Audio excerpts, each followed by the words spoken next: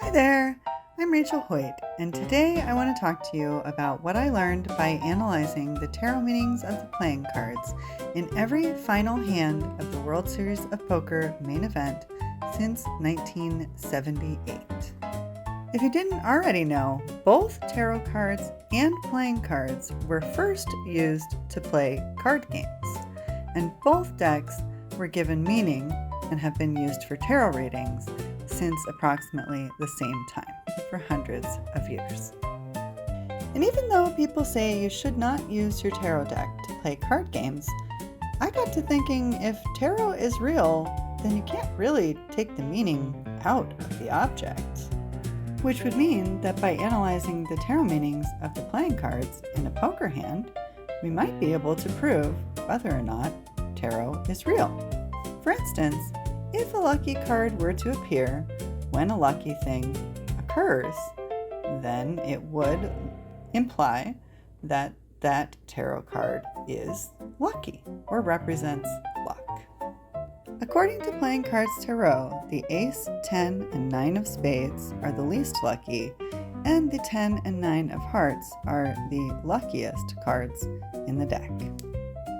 By analyzing these hands from a tarot perspective, we should be able to see whether or not the meanings of those cards actually do reflect the energy of the current moment for all players in the hand. And it will show whether or not they can do that and let free will affect the outcome. The type of research I am describing is sociological research.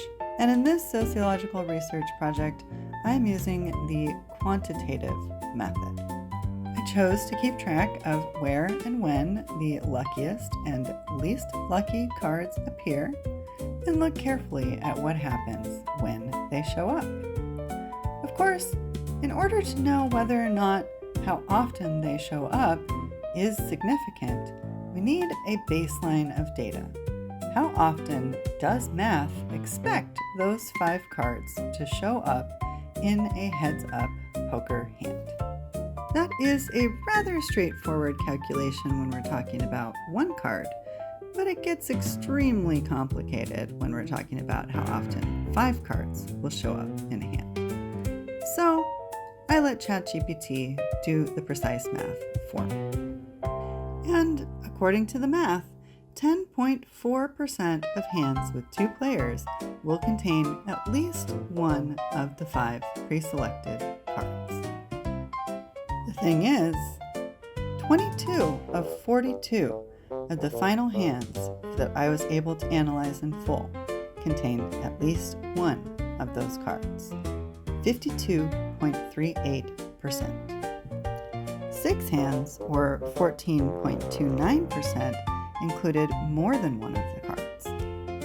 The Ace of Spades alone showed up about twice as often as all 5 cards are expected to show up in these hands. It might not sound unusual because it's an ace, but the 9 of Hearts showed up in 19% of hands, only one hand less than the Ace of Spades. The 10 of Hearts showed up in 14.2% of hands, and the 10 and 9 of Spades showed up in 7.14% of hands each, for a combined total of 14%. Long story short, these 5 cards showed up far more often than math predicted. Of course, the question remains, did anything lucky happen? Did the pre-flop favorite or the underdog win? Speaking of that, fun side note, no one has ever won the main event holding pocket aces. The aces have lost though, and the Ace of Spades was there when it happened. I'm going to go over several of the hands in more depth over the next several weeks, but before I go today, I'll give you a few tidbits about the 1978 World Series of Poker Main Event. Crandell pushed all in with pocket 9s, 9 of diamonds, 9 of spades.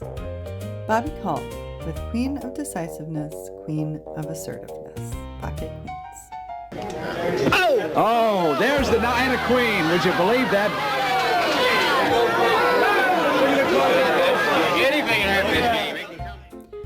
On the flop, they got Queen of Spades, empowerment, Nine of Hearts, good luck, and King of Spades, judgment.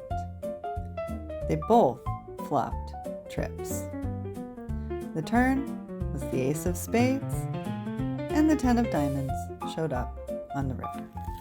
So the pre-flop favorite won. And you could say that luck wasn't involved in this hand, even though the 9 of Hearts, Ace of Spades, and 9 of Spades were involved.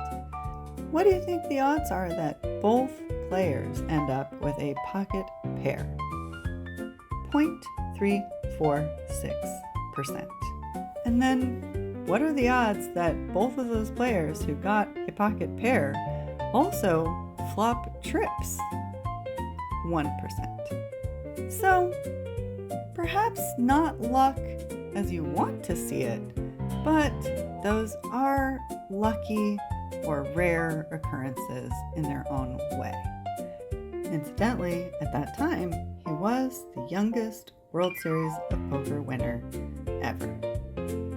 So again, there is something about that hand that matches the meaning of those lucky and unlucky cards. They speak of a clean slate and a transformation and good luck. And indeed, there was a clean slate. It ended.